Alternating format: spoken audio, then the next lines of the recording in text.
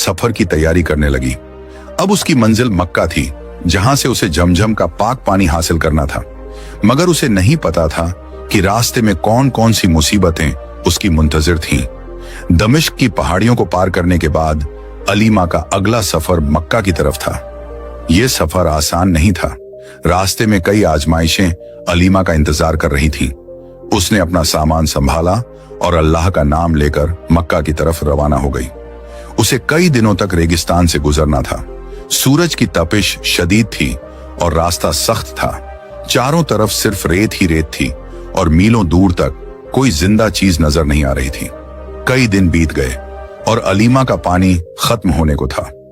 उसने अपने दिल को मजबूत किया और अल्लाह का नाम लेकर आगे बढ़ती रही। तभी उसे दूर एक ऊंट सवार नजर आया। वो एक बुजुर्ग शख्स था जिसकी आंखों में गहरी बसीरत झलक रही थी।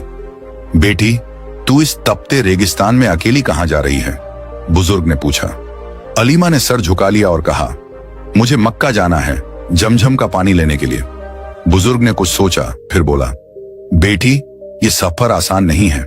यहाँ कई जिन्नात और शैतानी ताकतें घूम रही हैं। अगर तुझे अपने मकसद तक पहुंचना है तो हर धोखे से बचकर रहना होगा। अलीमा ने हिम्मत से जवाब दिया, मुझे अपने शौहर को बचाना है। मैं किसी भी आजमाइश के लिए तैयार हूं। बुजुर्ग मुस्कुराया और एक कीमती नसीहत दी, अगर रास्ते में तुझे कोई अजनबी मिले और वो कोई शॉर्टकट बताने की कोशिश करे तो उस पर कभी भरोसा मत करना। ये रेगिस्तान बहुत चालाक है। यहाँ जो रास्ता सबसे आसान दिखता है वही सबसे ज्यादा खतरनाक होता है। अलीमा, एक नरम मगर अजीब सी आवाज आई। अलीमा फौरन चौकन्नी हो गई। उसने इधर उधर देखा तो एक लंबा आदमी नजर आया जिसकी आंखें चमक रही थीं और वो एक रहस्यमयी मुस्कान के साथ खड़ा था। तू इतनी मुश्किलों से क्यों गुजर रही है? अगर तुझे मक्का जाना है तो मैं तुझे एक आसान रास्ता दिखा सकता हूं, वो आदमी बोला। अलीमा को फकीर बाबा की बात याद आ गई। कोई भी आसान रास्ता असल में धोखा हो सकता है। उसने फौरन आयतुल कुर्सी पढ़नी शुरू कर दी। जैसे ही उसने कुरान की आयत पढ़नी शुरू की, वो आदमी तड़पने लगा।